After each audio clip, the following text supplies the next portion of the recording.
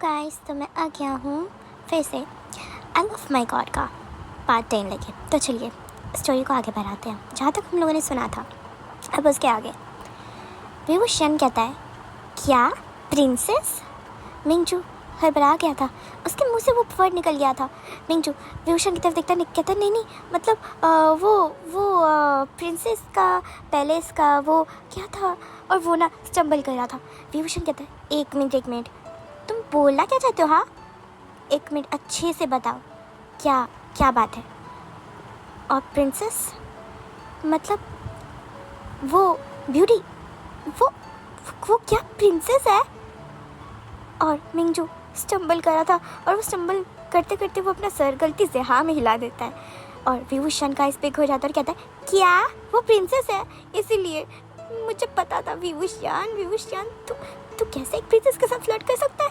अरे यार, तेरी जुबान तो ऐसे ही मुंह फट है, पर तू एक प्रिंसेस के साथ ये क्या कर रहा था? और तू उसके साथ सपने सोच रहा था कि तू सपने बिताएगा?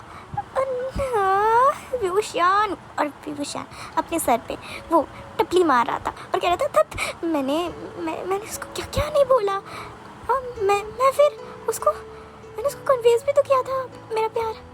वो क्या, पता नहीं वो क्या सोच रही होगी। उसके पास तो कितना सारा इनविटेशन आता होगा कि प्रिंस का, कि मैरिज प्रपोजल आता, वो मेरा क्यों एक्सेप्ट करेगी?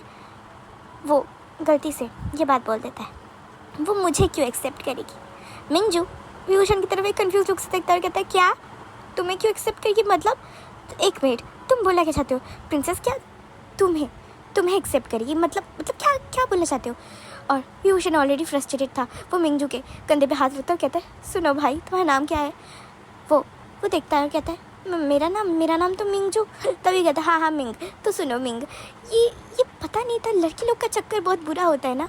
मिंगजू सर हिलाता है और विभूषण कहता है, पता नहीं क्यों मैं भी इस लड़की के चक्कर में पड़ गया। क्या बताया था तुमने उसका नाम?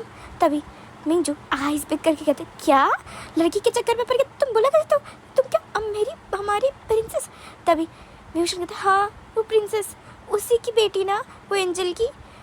वो मिंगजू सेन जो गार्ड था वो अपना सर हिलाता और कहते हैं, हाँ तो तुम क्या उसके साथ, तुमने प्रिंसेस के साथ कुछ उल्टा पुल्टा नहीं किया ना? हाँ बताओ, तुमने उसके साथ कुछ नहीं किया ना? विभूषण उसकी तरफ देखता और कहता है, तुम्हें मैं कैसा आदमी लगता हूँ? हाँ, तुम्हें क्या लगता है कि मैं उसके साथ कुछ भी करूँगा? वैसे मैंने कुछ नहीं किया, उसने मेरा फ़ायदा उठाया। मिंगजू का हाथ बिग हो जाता है। मिंगजू कहता है, क्या तुम दोनों ने? और मिंगजू चिल्लाने वाला था, विभूषण उसका मुंह बंद कर देता और कहता है, अरे चुप करो, क्या कर रहे हो? ये तुम्हें दिख नहीं रहा यहाँ पर मार्केट है? क्या सोचेंगे लोग? मेरा रेपुटेशन ख़राब हो जाएगा। और मिंगजू उसके मुंह से उसका हाथ हटाता और कहता है, क्या तो रेपुटेशन? तुमने प्रिंसेस के साथ, उसका तो रिजल्ट, उसके साथ तो शादी होने वाला है, उसका रिजल्ट। विभूषण जब ये बात सुनता है वो थम जाता है। वो मिंगजू की तरफ देखता है, कहता है, क्या शादी? किससे? एक मिनट, वो लाली से शादी कर रही है? तब मिंगजू कहता है, हाँ प्रिंसेस शादी कर रही है, ये तो सबको पता है। यहाँ पर जो गार्ड्स काम करते हैं, या फिर यहाँ पर जो शॉपकीपर्स है, या फिर जो मार्केट में, सबको पता है प्रिंसेस का एंगेजमेंट हो रहा है। विभूषण कहता है, किससे? तभी मिंगजू कहता है, वेन चाओ, वो दूसरी किंगडम का प्रिंस, उसके साथ तय है, बहुत पहले से, बचपन से तय है, और कल उन दोनों की शादी है। विभूषण शॉक्ड हो गया था। विभूषण कहता है, क्या कल शादी? और विभूषण वो नीचे की तरफ देख रहा था, उसका हाइज और उसका इनर थॉट्स कह रहा था, कैसे वो मुझे ऐसे धोखा दे सकती है? क्या वो मुझे पसंद नहीं करती है? क्या उसने एक बार भी नहीं सोचा मेरे बारे में? क्या मेरे ही ख्याल ऐसे थे उसको लेके? क्या मैंने ही ये ख्याल अपने दिमाग में लाया उसको लेके? क्या उसको एक बार भी? और विभूषण के आइज़, फर्स्ट टाइम विभूषण की आंखों से आंसू गिर जाते हैं। बहुत सालों बाद जब बचपन में वो छोटा था, तब उसको, जब आजू बाजू में जब वो बच्चा था, तब उसके माँ बाबा मर गए, और तब वो उस शमशान के पास उसका कुटिया था। उस कुटिया में जब उसके मम्मी पापा दोनों मर गए, तब वो बाहर जाता था फटी चढ़ जैसे कपड़े पहन के। सब लोग वही सोचते थे कि वो एक गंदा लड़का है, कैसा कपड़ा पहनता है, जो अपने माँ बाबा को खा गया, एक राक्षस का बेटा, एक डीमन बेटा जो शमशान के पास रहता है। पता नहीं उसके अंदर क्या क्या नेगेटिव एनर्जी है, क्योंकि इस एरिया में, इस दौर में, जहाँ पर इस किंगडम में, ये जो किंगडम था लैन गुसु किंगडम जो था उन लोग का, तो इस किंगडम में क्योंकि एंजल उन लोग की क्वीन थी, क्योंकि इसलिए वो लोग नेगेटिव एनर्जी और पॉजिटिव एनर्जी को ज़्यादा मानते थे। तो जब उसके विभूषण के मम्मी पापा का डेथ हो गया, तब क्योंकि विभूषण का फैमिली को कहीं और जगह नहीं मिली, क्योंकि वो लोग गरीब थे, तो वो उसका फैमिली वो शमशान के पास ही रहता था। पर लोग को क्या कहना है, जब उस बच्चे का मम्मी पापा मर गया, तब उसको के नाम से बुलाने लगे। डीमन का बच्चा है, राक्षस है, उसके साथ जाके मत खेलना, वो कैसा अजीब सा दिखने वाला लड़का है, नहाता नहीं होगा, ये नहीं होगा, वो तो तुम जैसे बच्चों को पकड़ के खा लेता है। और वो उसके एज के बच्चे लोग को ऐसे उन लोग के मम्मी पापा विभूषण के नाम से सुनाते थे, और वो लोग भी विभूषण से दूर दूर रहने लग गए थे। जो बच्चे बहुत पहले विभूषण के साथ खेलते थे, वो विभूषण से दूर हो गए थे। तब विभूषण का एक दुख था, उसके मम्मी पापा भी नहीं रहा और वो भी अकेला हो गया। वो तब से ही अकेला था। जब वो दुकान जाता था खाना मांगने, उसको जब लोग हटा देते थे या धक्का दे देते थे, जब उसको चोट लग जाता था, तभी वो रोता था। वो अपने मम्मी पापा के ग्रेव में आके रोता था, कहता था क्यों आप लोग मुझे छोड़ के चले गए, मेरा क्या गलती था, मैं मुझे अनाथ नहीं होना है, आप मुझे क्यों छोड़ के चले गए।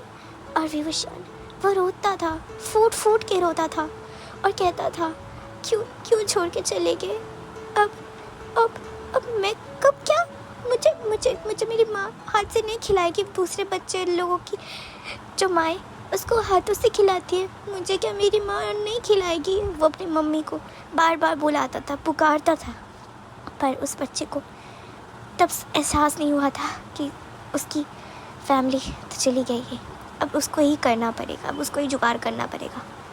दिन बीतते गए और उसका आंसू थम गया। वो रोता नहीं था, क्योंकि वो उस शमशान से निकलता ही नहीं था। अगर कभी निकलता होता तो वो कभी चोरी कर लेता रात में, या फिर ऐसे ही कहीं दुकान से ट्रिक करके बातों में उलझा के खाना ले लेता।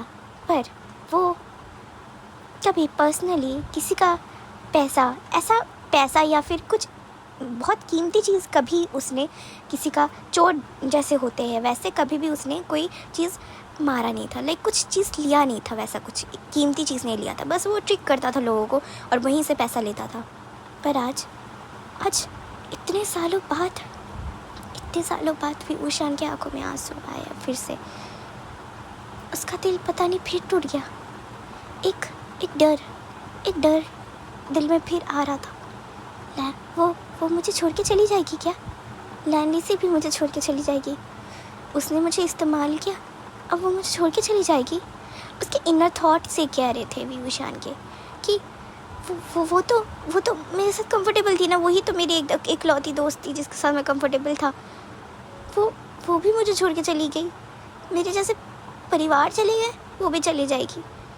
विभूषण उसकी तरफ देखता है, मिंजू की तरफ। मिंजू पहले पॉज हो गया था, मिंजू को समझ नहीं आया था। विभूषण चुप रो रहा था तो मिंजू कुछ बोल ही नहीं पाया, मिंजू चुप था। पर फिर मिंजू विभूषण की तरफ देख रहा था। विभूषण कहता है क्या मैं एक बार प्रिंसेस से मिल सकता हूँ? मिंजू कहता है तुम पागल हो गए हो क्या, तुम कहाँ और प्रिंसेस कहाँ?